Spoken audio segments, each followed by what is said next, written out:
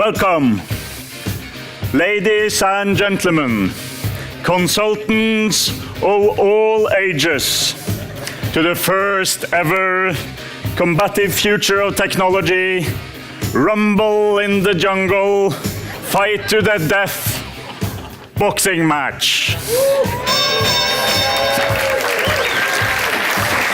Coming down the center aisle, the current reigning CTO, Chief Technical Officer for IBM Norway, with 32 years of Big Blue experience, originally from the Holland, Loek, the Flying Dutchman, Vredenberg.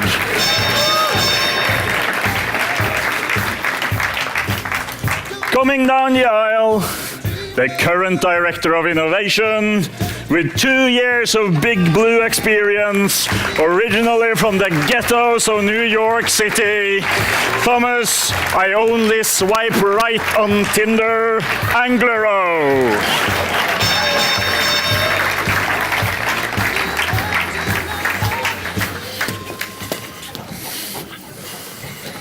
Gentlemen, I want a dirty fight. I want only the best ideas and technology. Hitting below the belt is allowed in this match. Here are the rules. Each fighter will get one technology to discuss and prove his knowledge and manhood to all the amazing Capgemini consultants in the audience today. No contest. Each technology will be displayed on screen. Oh man. The first punch will be thrown by Loek. Loek, your first technology is quantum computing.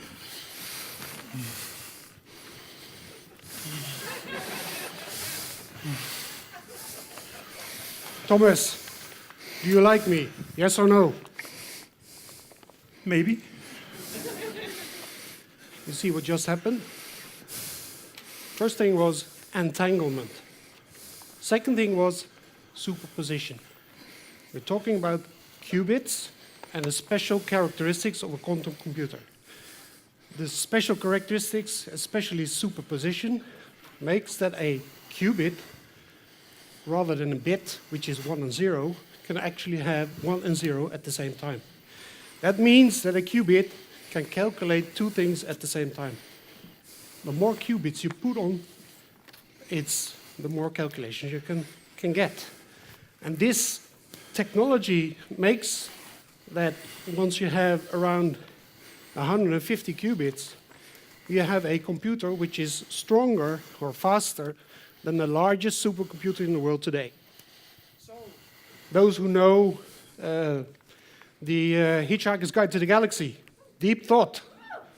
Supercomputer asked, what's the meaning of life? Took millions of years to answer that question. Obviously, with a quantum computer, it takes a nanosecond to come to 42. But jokes aside, this technology is very important because we want to model molecules. And IBM just announced last week that we were able to model the largest or the heaviest molecule yet. And this gives a lot of promise to new drug futures. So when we have a full-blown quantum computer, let's say 500 qubits or even 1,000 qubits, then maybe we can model the whole human body and change healthcare forever. Okay, Loek, that was impressive.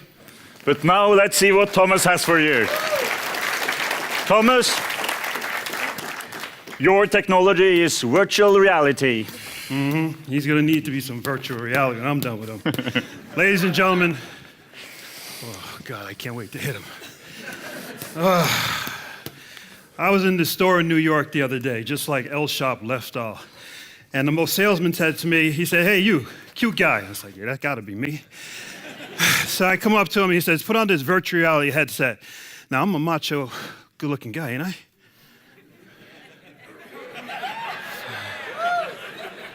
Feed the ego, let's go.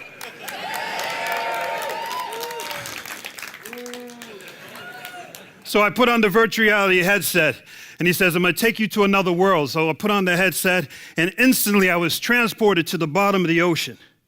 in an abandoned ship. I was underwater, and there were little fishies floating all around me. And I was reaching out and grabbing them. And he said, turn around. So I turn around, and there's a gigantic whale staring dead at my face. It was real. And what do you think a man did when you're looking directly at the face of a whale? I ran like a little baby. And I forgot I was in an electronics store. So I ran over every item in the damn store. Cameras are flying, bags are flying. Ladies and gentlemen, let me tell you something. A macho man like myself, I would never think that virtual reality could scare the hell out of me. It was real, and to this day, I deny I was ever in that store. Thank you very much. Okay, Thomas, that was very smooth. Look, your next technology is brain-computer interface. Brain-computer interface.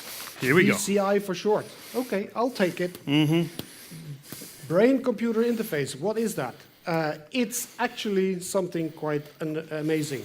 It's a nano mesh created with nanotechnology, which is implanted through a little needle in the brain and encapsulates the brain and attaches it to the brain.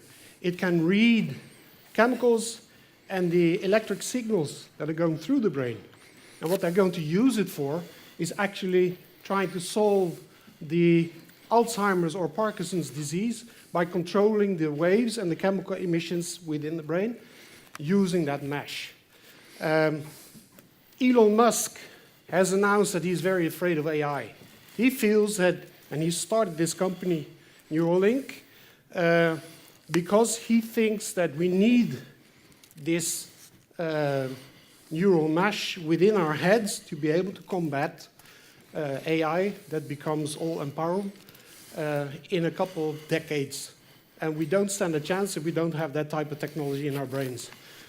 But not only that we can solve those kinds of issues with mental health, but actually they are on Wi-Fi, so they have connection to the internet. So with that type of technology, basically we can all be connected to the internet and talk to each other without having to speak like my children are doing now with Snapchat.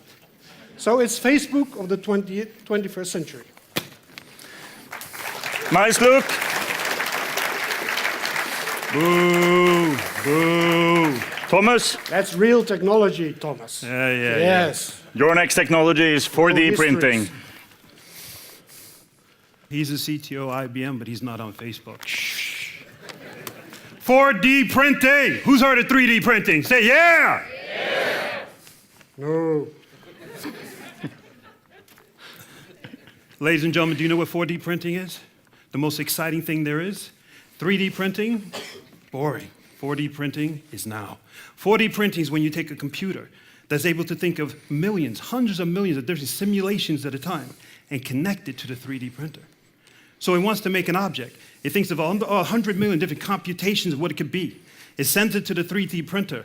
It prints it out. It looks at the final object. The algorithm looks at the final object and says, not good enough. It destroys it. It puts it back into the printer. It says, I learned from this. It does 100 million different computations and prints out another one. And the iteration repeats and repeats and repeats. Today, with 3D printing, you suave Capgemini consultants are very proud of what the printer prints out. That's one computation. That's one derivation.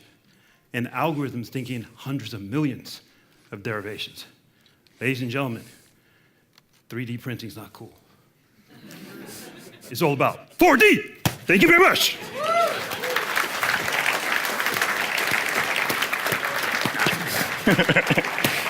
Bring it, baby, bring it. Nice, Thomas.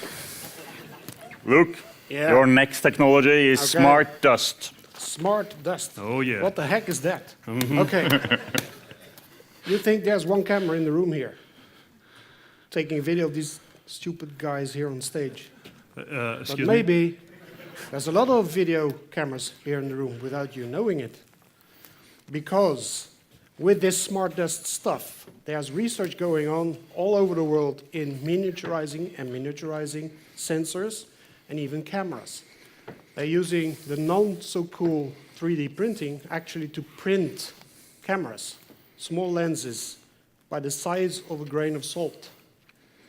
And the term smart dust comes from that you can create a lot of them and basically throw them around without you knowing it. And they can take and record video, record heat, electricity, magnetism, chemical compounds, what it is as sensor technology around the whole city. That's the future. I think Björn Erik Thon doesn't know what hits him when that comes around. Okay, Yeah. Enough, Luke. Thomas, your last technology is human augmentation. Now, I'm a Tinder guy. When I hear the word human augmentation, you know what I'm thinking about, right? All the guys that understand women are going, I hope he's serious. Okay, here we go. He needs it. You know, you were supposed to keep that to yourself. Oh, sorry. I saw him undressed just now when he took on his shorts. It took a long time to watch me, I'm sure. Hey, ladies and gentlemen.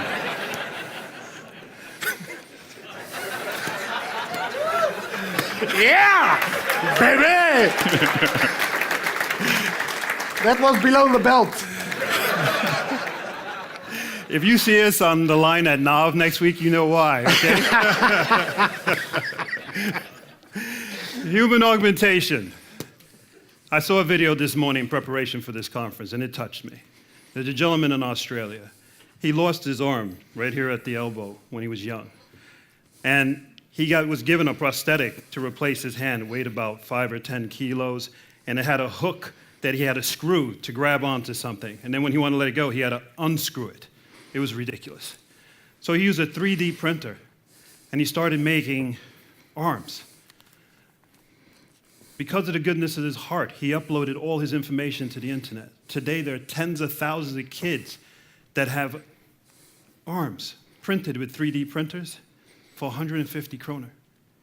He has thousands of pictures of little children. And the way it works is, when your arm is straight, the hand is open.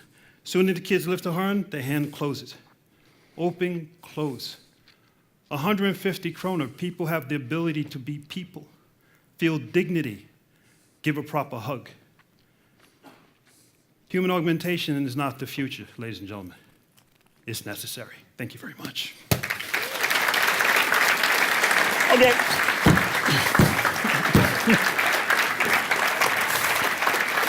Okay, enough, gentlemen. This fight is too close to call. Ladies and gentlemen, who do you think won this fight? IBM CTO Loek, the Flying Dutchman, Vredenberg, IBM's Director of Innovation, Thomas, I only swipe right on Tinder, Anglero. Tinder, Tinder, Tinder! The correct answer is you. All these technologies are coming, if you like it or not. The future shall be disruptive, and we, Capgemini, will be prepared to meet these challenges and exceed our customers' expectations from us. If you want to hear more from IBM, Thomas will be speaking at 3 o'clock in the breakout session about innovation and artificial intelligence. With some clothes. Luke and Thomas, thank you very much.